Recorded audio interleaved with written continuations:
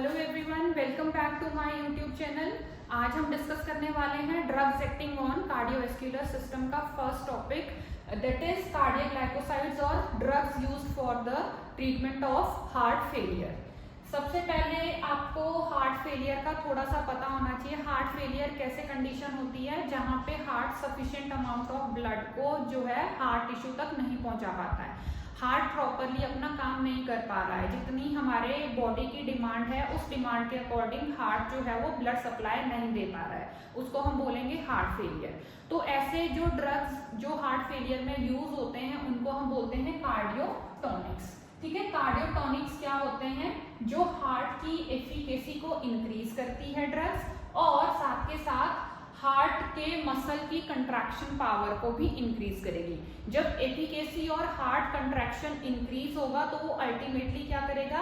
Blood flow को improve करेगा। जितने हमारे बॉडी टिश्यू की डिमांड है उस डिमांड के अकॉर्डिंग बॉडी टिश्यू तक ब्लड फ्लो हो जाएगा। ठीक है, और सेकेंडली कार्डियोटॉनिक्स क्या होते हैं? These are the drugs that increase the force of muscle contraction of heart. Heart के जो मसल्स हैं उनकी कंट्रैक्शन, फोर्स ऑफ कंट्रैक्शन को इंक्रीज करेंगे। जब फोर्स ऑफ कंट्रैक्शन इंक्रीज होगी तो उससे क्या होगा? जो ब्लड है वो फोर्सफुली हार्ट से इजेक्ट आउट होगा और हमारे जो ऑर्गन की डिमांड है वहां तक, हमारे टिश्यूज तक वो ब्लड पहुंच जाएगा।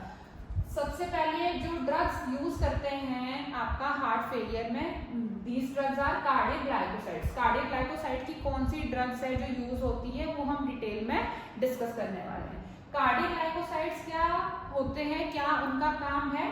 सबसे पहले तो कार्डियक ग्लाइकोसाइड को हम क्यों यूज करते हैं हार्ट फेलियर में? क्योंकि कार्डियक ग्लाइकोसाइड क्या करते हैं? हार्ट की वर्क परफॉर्मेंस को इंक्रीज करते हैं।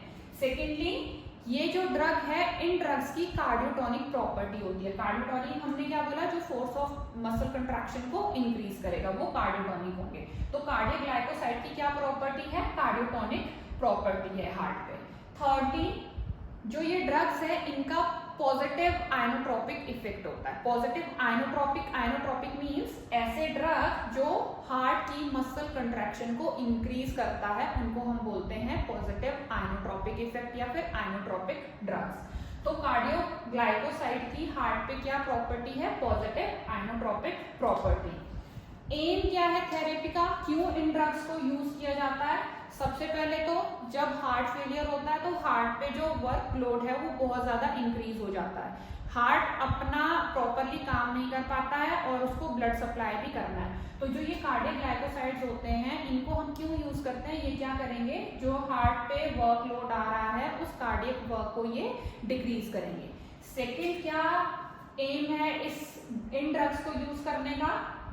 अब देखो, जब हार्ट फेलियर होता है तो अडीमा हो जाता है। प्रॉपर जो आपका एक्सक्रीशन होना चाहिए वाटर और सोडियम का, आयंस का, वो प्रॉपरली नहीं हो पाता है तो उसकी वजह से क्या होगा?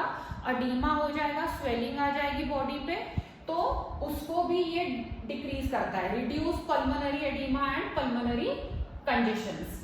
थर्डली, हमने बोला कार्डियोटॉनिक क्या होते हैं? वो एफिकेसी को इंप्रूव करते हैं। अब हार्ट फेलियर में हार्ट तो फेल हो गया है, हार्ट प्रॉपर्ली वर्क नहीं कर रहा है, हार्ट मसल प्रॉपर्ली वर्क नहीं कर रहे हैं, तो उन मसल्स की एफिकेसी को भी ये ड्रग्स इंप्रूव करती है।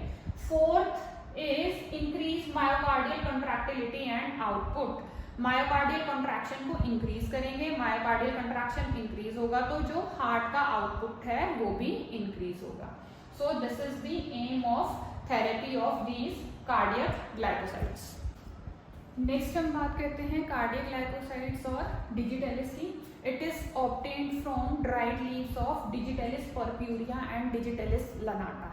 ठीक है, कार्डियक ग्लाइकोसाइड हमें कहाँ से मिलता है? जो डिजिटेलिस के लीव्स होते हैं उनसे हमें ऑब्टेन्ड होता है। जो डिजिटेलिस पर्प्यूरिया है इससे हम जो एक्सट्रैक्ट करते हैं, जो इसका एक्टिव इंग्रेडिएंट है दैट इज डिजिटॉक्सिन, और डिजिटेलिस लनाटा से हमें क्या मिलता है? डिगॉक्सिन। जो ये डिजिटॉक्सिन और डिगॉक्सिन है, these both are clinically used drugs. Next is pharmacological action. अब फार्माकोलॉजी हम पढ़ रहे हैं तो हमें ये भी पता होना चाहिए कि अगर हम कोई ड्रग ले रहे हैं तो वो ड्रग कैसे हमारी बॉडी में जाके एक्ट करेगी, वो कहाँ पे, किस ऑर्गन पे क्या उसकी एक्टिविटी रहेगी। तो अगर हम कार्डियक ग्लाइकोसाइड और डिजिटेलिस की बात करें तो इनका जो फार्माकोलॉजिकल एक्शन रहता है वो हार्ट पे रहता है। हार्ट पे जो इस ड्रग का एक्शन है वो डायरेक्ट एक्शन रहेगा, मींस ये हार्ट की कंट्रैक्टिलिटी और इलेक्ट्रोफिजियोलॉजिकल प्रॉपर्टी पे अपना डायरेक्ट एक्शन दिखाएगा। जब हम डिजिटेलिस देते हैं किसी पेशेंट में हार्ट फेलियर के, डोज डिपेंडेंट एक्शन इसका क्या रहेगा, आपने पेशेंट को डिजिटेलिस दिया, डिजिटेलिस क्या करेगा, हार्ट पे जाएगा, हार्ट पे जाके फोर्स ऑफ कंट्रैक्शन को इंक्रीज करेगा, मींस ये क्या कर रहा है, अपना पॉजिटिव आइनोट्रोपिक एक्शन जो है वो हार्ट पे शो कर रहा है। Next is pharmacological action on heart rate. जब हम किसी हार्ट फेलियर पेशेंट को डिजिटेलिस देते हैं तो डिजिटेलिस क्या करता है, हार्ट रेट को डिक्रीज करता है और जो ब्लड सर्कुलेशन है उसको इम्प्रूव करेगा। जब ब्लड सर्कुलेशन इम्प्रूव होगा, ये कैसे हो रहा है, बाय रिस्टोर दी डिमिनिश्ड वेगल टोन। जो वेगल टोन डिमिनिश हुई है हार्ट फेलियर पेशेंट में, उसको ये ड्रग जो है वो रिस्टोर कर देती है और जो सिंपैथेटिक ओवर एक्टिविटी हो रही है उसको भी एबोलिश करेगा। Next is electrophysiological property. अगर हम डिजिटेलिस की इलेक्ट्रोफिजियोलॉजिकल प्रॉपर्टी की बात करते हैं तो वो किस पे डिपेंड करता है, it is due to the inotropic positive inotropic effect of digitalis and its parasympathomimetic effect. अब देखो, जब हम डिजिटेलिस देते हैं तो हमने बोला इसका हार्ट पे डायरेक्ट इफेक्ट है, तो इलेक्ट्रोफिजियोलॉजिकल प्रॉपर्टी पे भी इसका डायरेक्ट इफेक्ट है। इलेक्ट्रोफिजियोलॉजिकल प्रॉपर्टी को कौन कंट्रोल करता है, आपके एसए नोड, एवी नोड, आर्टरिया और ये वेंट्रिकल्स। देखो, जो आपका डिजिटेलिस है, जब हम डिजिटेलिस देते हैं किसी पेशेंट को तो वो क्या करेगा, एसए नोड पे उसका क्या इफेक्ट रहेगा, जो एसए नोड का रेट है या फिर ऑटोमेटिसिटी है उसको ये ड्रग जो है डिक्रीज करती है। कैसे डिक्रीज करेगी, via increasing vagal tone. Heart failure के पेशेंट में क्या होता है, वेगल टोन जो है वो डिमिनिश हो जाती है, उस वेगल टोन को डिजिटेलिस जो है वो इंक्रीज करता है। जैसे ही वेगल टोन इंक्रीज होगा वो क्या करेगा, मतलब पैरासिम्पैथेटिक जो नर्वस सिस्टम है वो एक्टिवेट हो जाएगा, तो हार्ट रेट को क्या कर देगा, डिक्रीज कर देगा। सेकंड है आपका एवी नोड। एवी नोड पे क्या करेगा, एवी नोड पे भी सेम, जब हम डिजिटेलिस देते हैं किसी पेशेंट को तो वो क्या कर रहा है, जो एवी नोड की कंडक्शन वेलोसिटी है उसको डिक्रीज कर देगा और रिफ्रैक्टरी पीरियड को इंक्रीज कर देगा। मतलब जो वो कंट्रैक्शन और रिलैक्सेशन हो रही थी उसको ये क्या करेगा, इंक्रीज कर देगा। रिफ्रैक्टरी पीरियड में जब आपका गैप आ जाएगा तो मतलब जो कॉन्ट्रैक्शन और रिलैक्सेशन है वो स्लो डाउन और रिदम के साथ होगी। ये नहीं कि बहुत ज्यादा स्लो डाउन कर देगा, मतलब उसका जो वर्कलोड है हार्ट पे, कि हार्ट क्या कर रहा है, प्रॉपरली फिल भी नहीं हो रहा है, उससे पहले ही हार्ट ब्लड को इजेक्ट आउट कर रहा है, मतलब कंट्रैक्शन फास्ट हो रहा है, उससे पहले ही हार्ट ब्लड को इजेक्ट कर रहा है, जिसकी वजह से वेंट्रिकल प्रॉपरली फिल नहीं हो रहे हैं। थोड़ा सा ब्लड वेंट्रिकल में फिल होता है, हार्ट उसको एकदम से इजेक्ट आउट कर देगा और जितना हमारे टिश्यू की डिमांड है उस डिमांड के अकॉर्डिंग टिश्यू तक ब्लड पहुंच नहीं रहा है। तो ये क्या करेंगे, उस कंडक्शन वेलोसिटी को स्लो डाउन करेंगे और जो रिफ्रैक्टरी पीरियड है उसको इंक्रीज करेगा। ये सब कुछ कैसे हो रहा है, बाय इंप्रूविंग दी वेगल टोन। जो वेगल टोन है उसकी एक्टिविटी इंक्रीज हो जाएगी, जो वेंट्रिकुलर रिस्पॉन्सेस को स्लो डाउन करेंगे in case of arterial Flutter and fibrillation. तो मींस ये ड्रग जो हम डिजिटेलिस की बात कर रहे हैं, कार्डियोग्लाइकोसाइड की बात कर रहे हैं, ये हम आर्टेरियल फ्लटर एंड फिब्रिलेशन में भी यूज कर सकते हैं। नेक्स्ट है इफेक्ट ऑन एट्रिया। एट्रिया पे डिजिटेलिस का डायरेक्ट एक्शन रहेगा। ये क्या करेगा, डायरेक्टली जो एट्रिया की एक्साइटेबिलिटी है उसको स्लाइटली इंक्रीज कर देगा। नेक्स्ट है वेंट्रिकल्स। वेंट्रिकल पे क्या करेगा, वेंट्रिकुलर कॉन्ट्रैक्टिलिटी को इंक्रीज करेगा। कैसे इंक्रीज करेगा, by increasing the intracellular contraction. Contractility increase होगी, नंबर ऑफ टाइम को डिक्रीज करेगा। ये नहीं कि कंट्रैक्टिलिटी एकदम से इंक्रीज हो रही है और वेंट्रिकल फटाफट कंट्रैक्ट कर रहे हैं, जैसे आर्टेरियल फ्लटर और फिब्रिलेशन में होता है, जो वेंट्रिकुलर कंट्रैक्शन होती है वो बहुत ज्यादा फास्ट हो जाती है, वैसे नहीं करेगा। बट ये क्या करेगा, कंट्रैक्टिलिटी को एक रिदम के साथ करेगा कि जैसे ही वेंट्रिकल फिल होंगे ब्लड से वैसे ही ये ड्रग क्या करवाएगी, कंट्रैक्शन करवाएगी। कंट्रैक्शन होगी तो वो वेंट्रिकल जो है वो जब फोर्सफुल कंट्रैक्शन होगी वो कंप्लीटली एम्प्टी हो जाएंगे, कंप्लीट ब्लड जो है वो बॉडी टिश्यू के साइड में चला जाएगा और वेंट्रिकल्स की फिलिंग फिर से होगी। तो ये कैसे होगा, bye increasing the intracellular calcium level. Calcium आपको पता है कंट्रैक्शन करवाता है और आफ्टर पोलराइजेशन को ये क्या करेगा, डिले कर देगा। तो इस तरह से ये इलेक्ट्रोफिजियोलॉजिकल प्रॉपर्टी हो गई आपकी डिजिटेलिस की। नेक्स्ट हम बात करते हैं ब्लड वेसल्स की। ब्लड वेसल पे क्या होगा, इनडायरेक्ट वेसोडाइलेशन। अगर कंजस्टिव हार्ट फेलियर पेशेंट को डिजिटलिस दिया जाता है तो वो क्या करवाएगा, वेसोडाइलेशन करवाएगा इनडायरेक्टली। कैसे करवाएगा, जब डिजिटलिस देते हैं तो वो क्या करेगा, कार्डियक आउटपुट को इम्प्रूव करेगा और जो सिंपैथेटिक ओवर एक्टिविटी है उसको भी इम्प्रूव करेगा। और अल्टीमेटली जब ये इम्प्रूव होगा तो जो कंपनसेटरी वेसो कंस्ट्रिक्शन हो रही है वो डिक्रीज हो जाएगी, जिसकी वजह से क्या होगा, जो पेरिफेरल वेस्कुलर रेट है वो डिक्रीज हो जाएगा, आफ्टर लोड डिक्रीज हो जाएगा और रीनल परफ्यूजन को ये इंक्रीज करेगा। बट अगर हम टॉक्सिक डोजेस हो जाए डिजिटलिस के तो वो क्या करेगा, वेसो कंस्ट्रिक्शन करवाएगा। वेसो कंस्ट्रिक्शन कैसे होगी, जो सिंपैथेटिक एक्टिवेशन है वो बहुत ज्यादा स्टिमुलेट हो जाएगी, जो वेसो कंस्ट्रिक्शन करवाएगा, और साथ के साथ में क्या होगा, हाइपोकैलेमिया।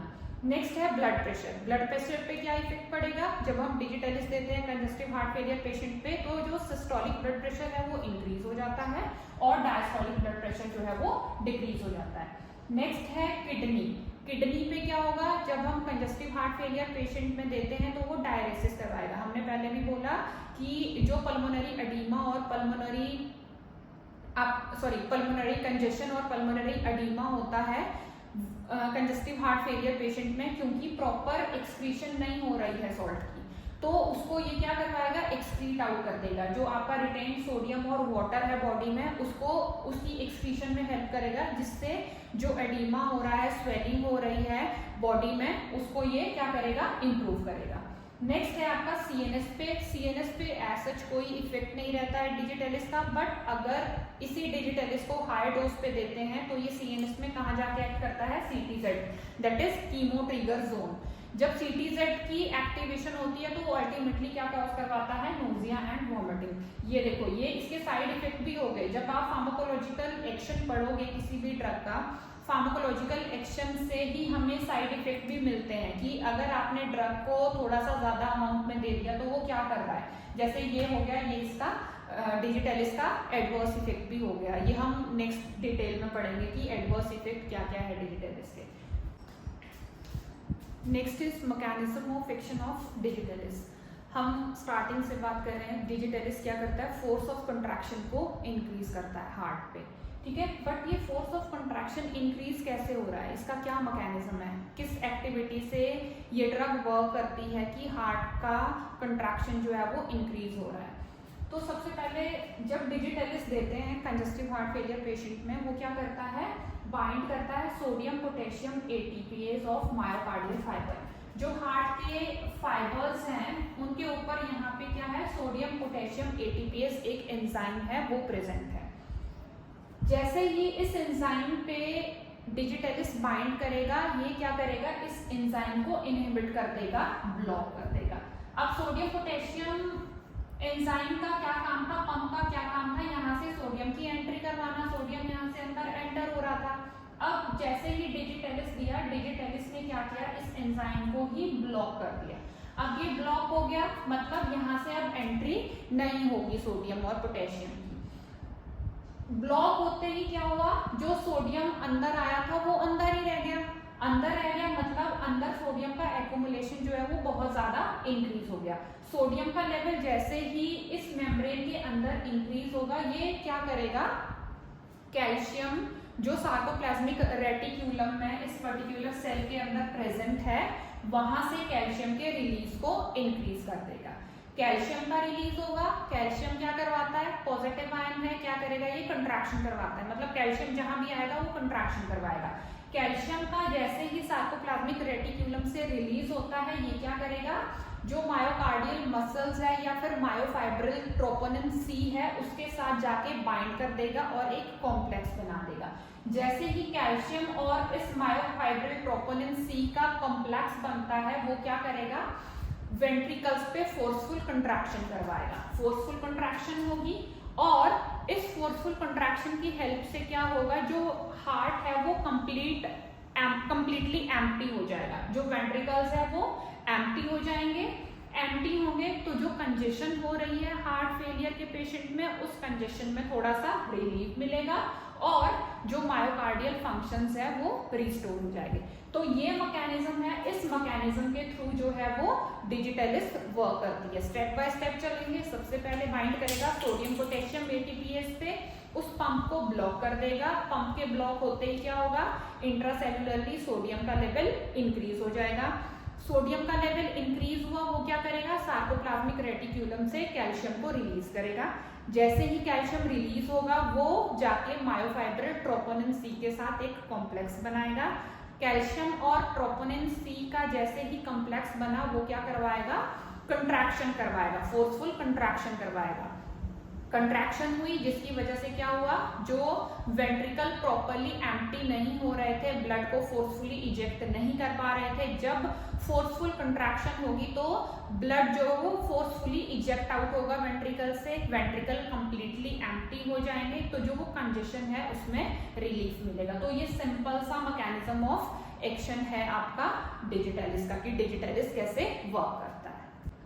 नेक्स्ट हम बात करते हैं एडवर्स इफेक्ट की। एडवर्स इफेक्ट जो रहेंगे वो एक्स्ट्रा कार्डियक और कार्डियक रहेंगे। एक्स्ट्रा कार्डियक में क्या आएगा आपका, anorexia, nausea, vomiting, diarrhoea, blood vision, insomnia, headache, ये आपके एक्स्ट्रा कार्डियक एडवर्स इफेक्ट हो गए। देन है कार्डियक, इसमें क्या आएगा, cardiac arrhythmia, ventricular tachycardia, ventricular fibrillation. जब हम डिजिटलिस का अगर टॉक्सिक डोज हो जाए तो ये इसके एडवर्स है, एडवर्स इफेक्ट है। वेंट्रिक्यूलर टेकीकार्डिया कैसे होगा, अब आप यहाँ देखोगे यूजेस कहाँ है, सबसे पहले congestive heart failure, arterial flutter, arterial fibrillation, proximal supraventricular tachycardia, इसमें ये यूज हो रहा है। Supraventricular tachycardia, proximal supraventricular tachycardia कब होता है, इसमें क्या होगा, जो एपी नोड है वहां पे री एंट्री फिनोमिना जो है वो लगातार होता रहेगा, जिसकी वजह से PSVT होता है।